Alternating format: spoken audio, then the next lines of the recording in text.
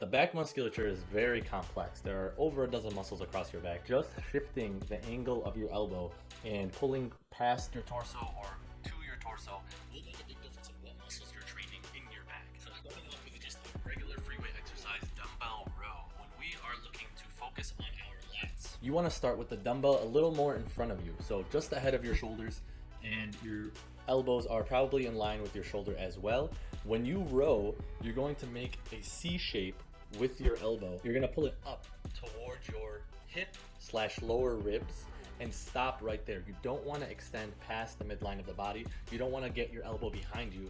You wanna stop at where your body is, right to your side, tucked to your side, and then extend back again and feel that stretch. Keep the elbow close to your side, row it down toward your hip, toward your lower ribs, and then extend forward, creating that arcing motion so that your elbow goes back to the starting position at around shoulder level. Now, if you want to train your upper back, you're gonna have a 45-degree flare with your elbow from your midline. So your elbow's not gonna be tight with your body anymore. It's going to be placed in your elbow.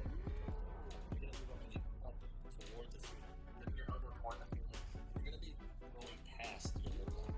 So as opposed with lats, where you stop at the midline and the elbow is tight to your side, with upper back musculature, you're going to be rowing backwards, aiming for the ceiling, straight line, staying in line with your shoulder blade. You have that 45-degree flare, and you're retracting your shoulder blade at the top too.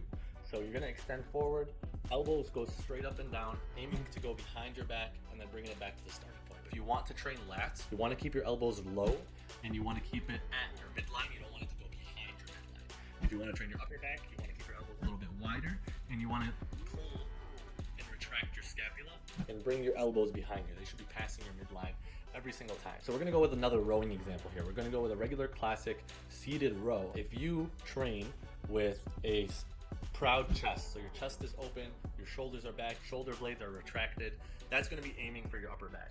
You're gonna start using the proper handles while I'm using the single handles.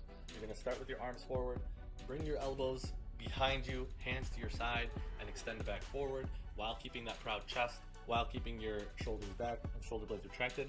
That's really gonna emphasize the upper back musculature. Whereas if you start in the seated row position, sitting straight up, give yourself a forward lean and bring your shoulder blades forward as opposed to retracting them backward. That's gonna stretch out your lats. So when your arms are forward, your lat is in the full stretch position. And now you're gonna keep that forward lean, only your arms are gonna move. And you're gonna bring that elbow down to your rib and extend it back out. You don't wanna pass the midline, that's gonna start working your upper back musculature. You wanna stop where the lat fully contracts, and that's when the elbow comes down to your side, and you're gonna extend it back forward.